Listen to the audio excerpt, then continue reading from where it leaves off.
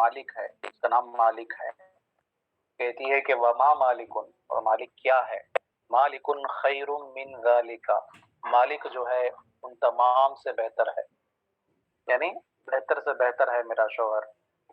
कहती है, तारीफ करती है कि लहू इबिलुन कसीरातुल मबारिक, इबिल जो है ये इसमें जमा है ऊंटों के माने में, ये वाहिद नहीं होता, इबिल का माना ही होता है जमा, बहुत सारे ऊंट। कसीरातुल मबारिक, कसीरात कसीरतुन की जमा है ज़्यादती के माने में। मबारिक जो है ये मबरक की जमा है, और मबरक जो है जाए बुरुक, ऊंटों की बैठने की जगह, जो बाड़ा होता है, बाड़ा जहाँ पर ऊंट बैठते हैं उसी को मबरक कहते हैं, और उसी की जमा है मबारिक।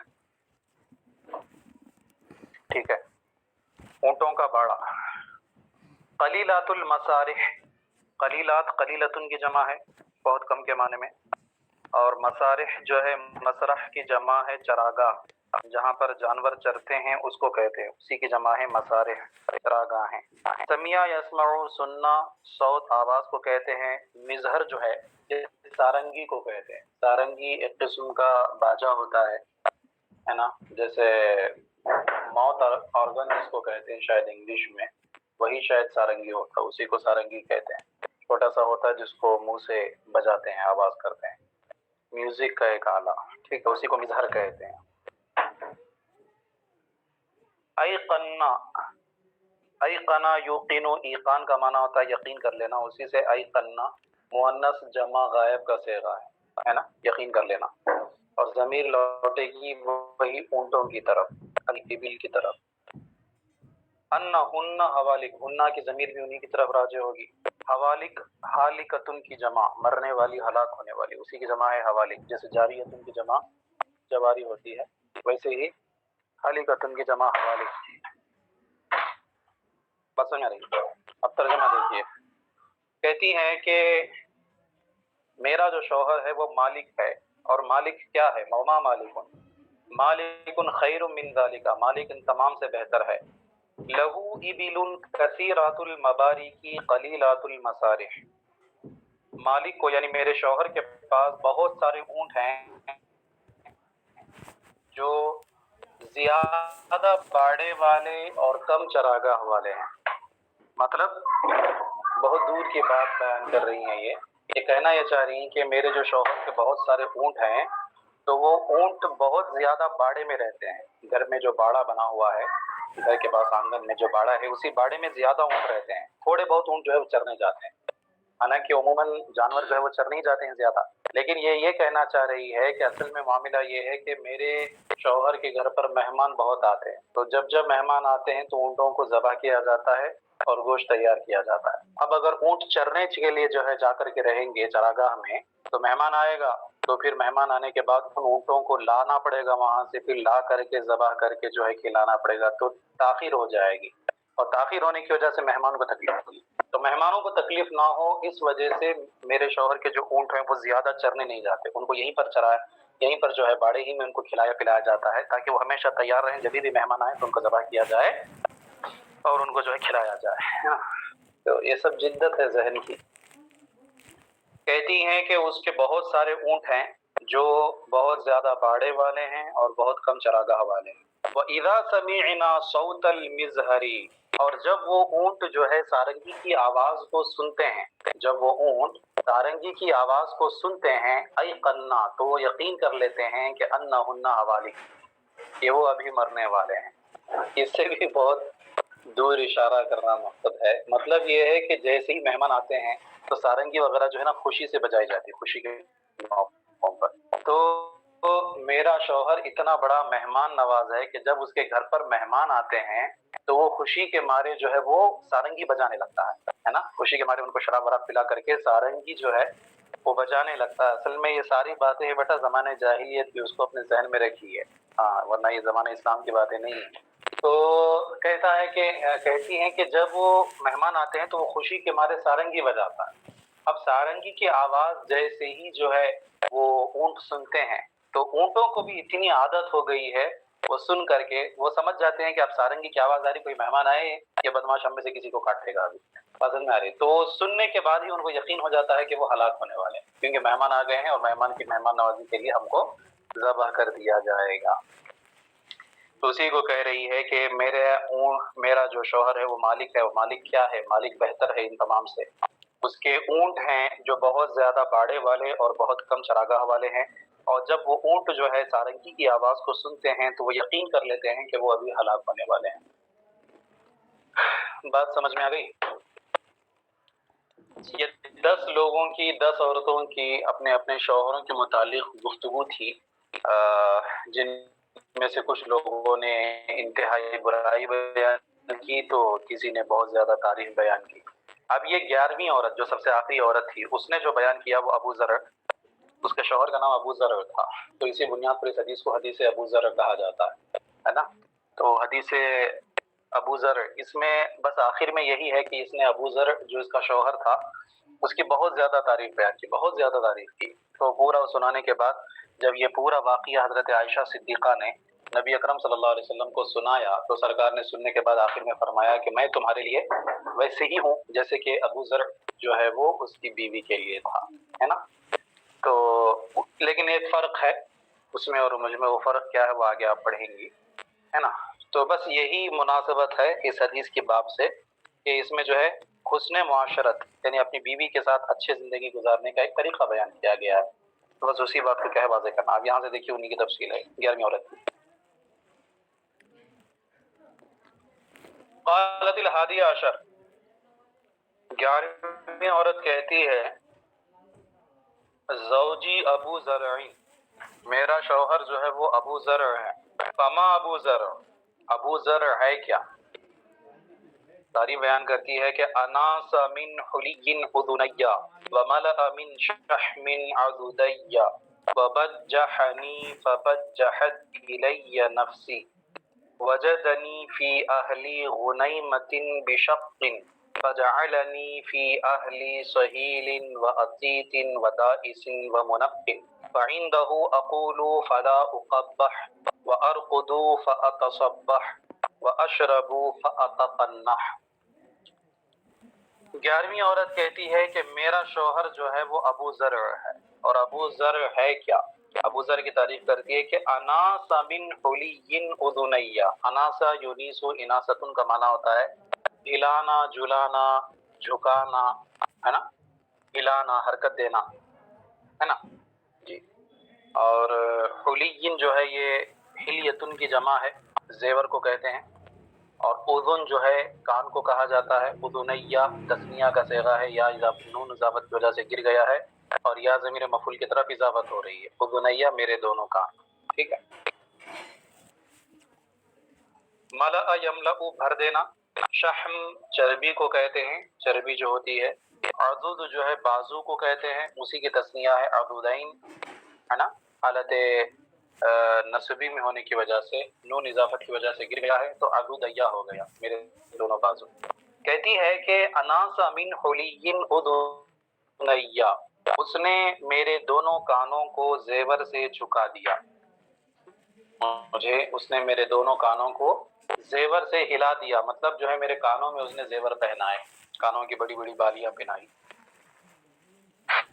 کانوں کا زیور جو ہے ایک ایکسٹرا چیز ہوتی ہے نا، کھانے پینے اوڑھنے پہننے کے علاوہ زیورات میں سے بھی اکثر عمومی طور پر زیور عورتیں جو ہے انگوٹیاں پہنتی ہیں اور گلوں میں جو ہے کچھ ہار وغیرہ پہنتی ہیں عمومی طور پر، ہے نا۔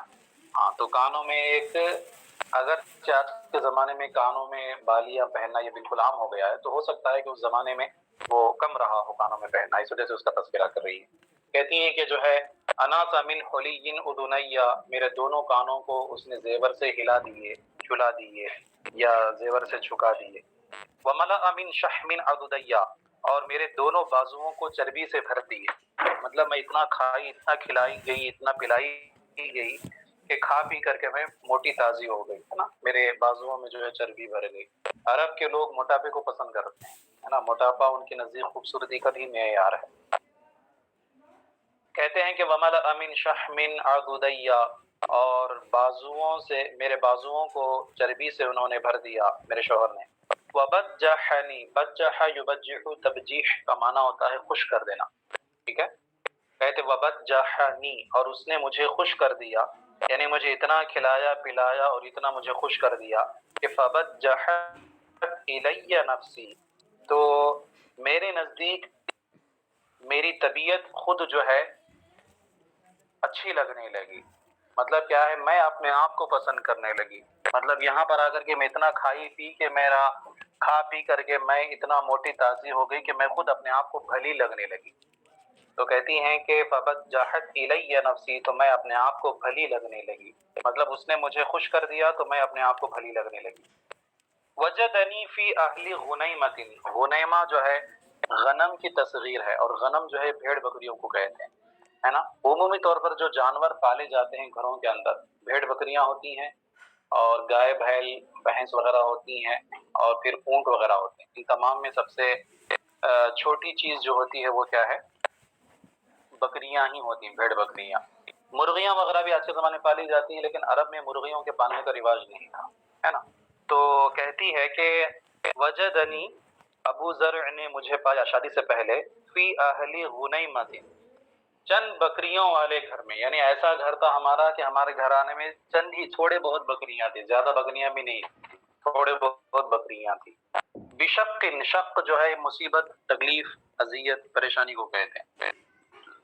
کہتی ہے کہ ابو ذر نے مجھے شادی سے پہلے ایک چھوٹے سے چند بکریوں کے گھروں میں، چند بکری والوں کے گھر میں مشکل کے ساتھ زندگی گزارتے ہوئے پایا، مطلب شادی سے پہلے میری حالت اکثر بدلی ہوئی تھی، بہت غربت تھی ہمارے گھر پر، تھوڑے بہت بکریاں تھیں اور اسی سے ہمارا گزر بسر ہوتا تھا۔ تو کہتی ہیں کہ وجدنی فی اہل غنیمۃ، میں چند بکریوں والی کے گھر میں جو ہے اس نے مجھے پایا، بشق، مصیبت کے ساتھ، یعنی پریشانی کے ساتھ زندگی گزارتے ہوئے پایا۔ فجعلنی فی اہلی صہیل و عقیط و دائس و منقع، صہیل جو ہے یہ اونٹ کو کہتے ہیں بیٹا، ہے نا، صہیل جو ہے اونٹ کو کہا جاتا ہے نا، اونٹ کا ہنہنانا، گھوڑے کے ہنہنانے کو بھی جو ہے صہیل، اصیل اور صہیل دونوں کہا جاتا ہے۔ بہرحال یہاں پر اونٹوں کا ہنہنانا مراد، اونٹوں کا آواز کرنا ہے نا، تو صہیل کا معنی کیا ہے کہ اونٹ ہے، ٹھیک ہے۔ یا پھر یہ بھی ہو سکتا ہے کہ صہیل سے مراد آپ جو ہے یہ گھوڑوں کو لیں، صہیل سے مراد کیا لیں؟ گھوڑوں کو لیں، کیونکہ لفظ صہیل جو ہے یہ گھوڑوں کے ہنہنانے ہی کے لیے یہ مشہور لفظ ہے نا۔ ہاں جی، حیوان ساحل اسی وجہ سے گھوڑے کو کہتے ہیں، ہے نا، ہنہنانے والا جانور۔ بہرحال اتا یا اتو کا معنی ہوتا ہے اونٹ کی آواز، اونٹ کی آواز جو نکلتی ہے اس کو عربی حضرات اتا یا اتو سے تعبیر کرتے ہیں، تو اسی سے عتیت جو ہے اونٹ کو کہا جاتا ہے۔ یہ عتیت فکس ہے اونٹ کے لیے، یہ گھوڑے کو یا پھر جو ہے دیگر جانور کو نہیں کہتے، ہے نا۔ عتیت کا معنی کیا ہے؟ عتیت اونٹ۔ دائس جو ہے یہ دوس سے بنا ہے، دوس کا معنی ہوتا ہے روندنا، اسی سے دائس ہے روندنے والا، کہ روندنے والا کہہ کر کے اس سے مراد لیا جاتا ہے کیا کہتے ہیں، بیل کو، کیونکہ بیلوں کے ذریعے سے کیا ہے کھیتی کی زراعت وغیرہ کا کام لیا جاتا ہے نا، بیل جو ہے روندتے ہیں اپنے پیروں سے، ہے نا۔ ہاں، اس کے علاوہ آپ نے کبھی دیکھا ہوگا دیہات وغیرہ میں دھان وغیرہ جب کٹوتی ہوتی ہے، کٹوتی ہونے کے بعد میں اس دھان کے جو وہ ہوتے ہیں پودے ہوتے ہیں، ان سے دھان کے دانوں کو الگ کرنے کے لیے کیا کرتے ہیں، اس کو زمین پر بچھا دیتے ہیں، زمین پر بچھا کر کے پہلے ٹارپل وغیرہ ڈال کر کے اس کے اوپر اس کو بچھا دیتے ہیں، بچھا کر کے ایک پتھر ہوتا ہے گول موٹا سا، اس پتھر کو اس کے اوپر پھرایا جاتا ہے۔ پہلے کے زمانے میں جو ہے اونٹوں کو، بیل بھینس وغیرہ کو ان کے اوپر سے دوڑاتے تھے، تو ان کے دوڑنے کی وجہ سے ان کے وزن سے چاہے وہ دھان ٹوٹ کر کے، دھان الگ ہو کر کے چارے سے، چارہ الگ اور دھان الگ، دھان نیچے پڑ جاتی اور چارہ اوپر ہو جاتا، پھر اس کے بعد میں اوپر سے چارے کو اٹھا لیتے تو پھر وہ دھان جو ہے الگ ہو جاتی تھی، ہے نا۔ تو اسی فعل کی وجہ سے اس کو دائس کہتے تھے، کس کو؟ بھینسوں کو، گایوں کو اور بیلوں کو، ہے نا۔ دائس کا مطلب روندنے والا۔ پھر منقن جو ہے، نقا ینقی، تنقیہ کا معنی ہوتا ہے صاف کر دینا، ستھرا کر دینا۔ اب جب وہ روندنے کے بعد میں جب وہ دانے بکھر جاتے تھے تو ان دانوں کو کنکر وغیرہ سے نکال کر کے صاف کیا جاتا تھا، الگ کیا جاتا تھا۔ تو اس اعتبار سے جو ہے کسان جو ہوتے تھے، مزدور جو ہوتے تھے، کاریگر جو ہوتے تھے کھیتوں میں کام کرنے والے، ان کو جو ہے منقن سے تعبیر کر رہے تھے، منقن ہے نا، صاف کرنے والے۔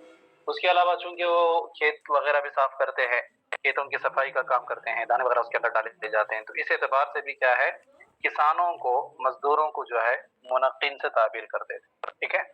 تو اب یہاں پر سہیل سے مراد اونٹ، عتید سے مراد سہیل سے مراد گھوڑا، اور عتید سے مراد اونٹ، دائس سے مراد بیل بھینس وغیرہ، اور منقن سے مراد دیگر کسان وغیرہ، ہے نا۔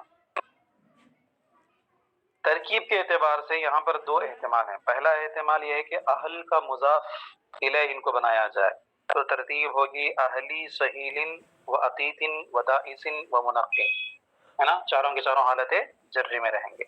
دوسری صورت یہ ہے کہ یہ فی اہل نہ ہو بلکہ فی اہلی ہو یا کے ساتھ، ہے نا، فجعلنی فی اہلی، ہے نا، سہیل و عتیت، تو یہ سہیل عتیت دائس اور منقن یہ سب کے سب جو ہے خبر بننے کی بنیاد پر مرفوع رہیں گے، ہوا ہم جو ہے وہ محذوف رہے گا، ہے نا، بات سمجھ میں آ رہی ہے۔ ہاں۔ ترجمہ یہ ہوگا کہ ابو زرع نے مجھے چند بکروں والے گھر میں مشقت کے ساتھ زندگی گزارتے ہوئے پایا، تو اس نے مجھے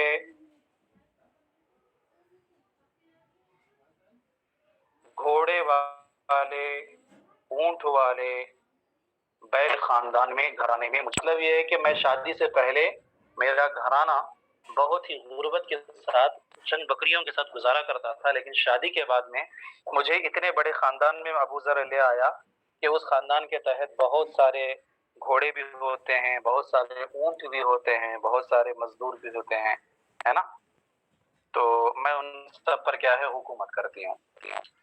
بات سمجھ میں آ رہی ہے بیٹا؟ تو کہتی ہے کہ بس اس نے مجھے گھوڑوں والے، اونٹ والے، گائے بیل بھینس والے اور مزدور والے خاندان میں گردانا۔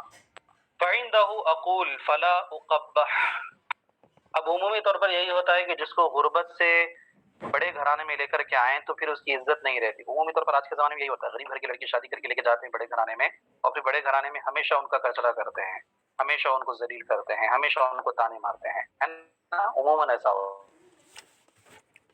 ہوتا ہے۔ تو وہ کہتی ہے کہ لیکن میرا معاملہ ایسا نہیں ہے نا، ہاں، مجھے جب اتنے غریب سے لے جا کر کے جب اتنے بڑے کھانے میں مجھے وہاں کی بہو مجھے بنایا گیا، تب کہتی ہے فَعِندَهُ أَقُولُ، تو میں اس کے پاس کہتی ہوں، شوہر کے پاس، فَلَا أُقَبَّحُ، قبح یقبح، تقبیح کا معنی ہوتا ہے برا بنا دینا، قبیح کر دینا، تو کہتے فَلَا أُقَبَّحُ، تو میں بری نہیں کی جاتی، مطلب میں کچھ بھی کہتی ہوں تو میری بات کو سب سنتے ہیں، ایسا نہیں کہ میں غریب گھرانے سے آئی ہوں تو میری کوئی وقار نہ ہو، میری کوئی عزت نہ ہو، ہے نا، لوگ مجھے ذلت کے ساتھ دیکھیں، میں کچھ کہوں تو مجھے ڈانٹ دیا جائے، ایسا نہیں، بلکہ میں جو بھی کہتی ہوں تو مجھے برا نہیں کہا جاتا، مطلب میری بات کو مانا جاتا ہے نا، میری اہمیت رکھی گئی ہے۔ کہتی ہیں فَعِندَهُ أَقُولُ، تو اس کے پاس میں کہتی ہوں، فَلَا أُقَبَّحُ، تو فَأَتَصَبَّحُ وَأَرْقُدُ فَأَتَصَبَّحُ، وَأَرْقُدُ، اور میں سوتا ہوں اس کے پاس، میں مانا ہوتا ہے صبح کر رہا ہوں، تو کہتی ہے اٹھتی ہوں، مطلب یہ ہے کہ گھر میں بہت سارے مزدور ہیں، میں جب سوتی ہوں تو سوتی رہتی ہوں آرام سے صبح تک، یہ نہیں کہ جو ہے صبح سویرے فوراً اٹھ جاؤں اور اٹھ کر کے سب کے لیے ناشتے کا انتظام کروں، گھر کے صاف صفائی کروں، نہیں، کچھ بھی نہیں، بلکہ وہ سب کام کرنے کے لیے مزدور لوگ موجود ہیں، لہٰذا میں سوتی ہوں تو صبح تک سوتی رہتی ہوں، ہے نا؟ تو کہتی ہے کہ وَأَرْقُدُ فَأَتَصَبَّحُ، اور میں سوتی ہوں تو صبح تک صبح کر دیتی ہوں، ہے نا، مطلب صبح تک سوتی رہتی ہوں۔ وَأَشْرَبُ فَأَتَقَنَّحُ، تقنح یا تقنح کا معنی ہوتا ہے بیٹا بالکل سیراب ہو کر کے پینا، چھپ کر کے پینا جس کو کہتے ہیں، مطلب بالکل سیراب ہو کر کے پینا، ایک دم طبیعت سے بالکل کشادگی کے ساتھ پینا، ہے نا، تو کہتی ہے وَأَشْرَبُ، اور میں پیتی ہوں وہاں پر اس کے گھر پر، فَأَتَقَنَّحُ، تو میں بالکل سیراب ہو کر کے پیتی ہوں، مطلب عمومی طور پر عرب میں جو پانی کی کمی ہوتی ہے کہ وہاں پر پانی وغیرہ زیادہ دستیاب نہیں ہوتا، تو ایسا معاملہ نہیں ہے، میں وہاں پر پیتی ہوں تو بالکل پیٹ بھر کر کے جو ہے پیتی ہوں۔ سمجھ میں آ رہی بات؟ تو یہاں تک اس نے اپنے شوہر کی تعریف کی، اب یہاں سے اس کے ماں کی تعریف، شوہر کے ماں کی تعریف، پھر اس کے بعد میں شوہر کی جو دوسری بیوی سے بیٹا ہے اس کی تعریف، پھر اس کے بعد میں گھر کی اس شوہر کی جو باندی تھی اس باندی کی تعریف، وہ سب تعریف آپ بیان کرے گی. بس رہنے دیجیے، اس کو ملا لیجیے. امید کرتا ہوں کہ اتنا سا سبق آپ لوگوں کو سمجھ میں آ گیا ہوگا. اس کو ملا لیں اچھی طرح سے، کہیں پر کوئی بات واضح نہ ہو تو پوچھ لیں بات. ٹھیک ہے جی حضرت. چلیے ٹھیک. وصلی اللہ تعالی علی خیر خلقہ ونور عرشہ سیدنا و مولانا محمد وآلہ وصحبہ اجمعین. السلام علیکم.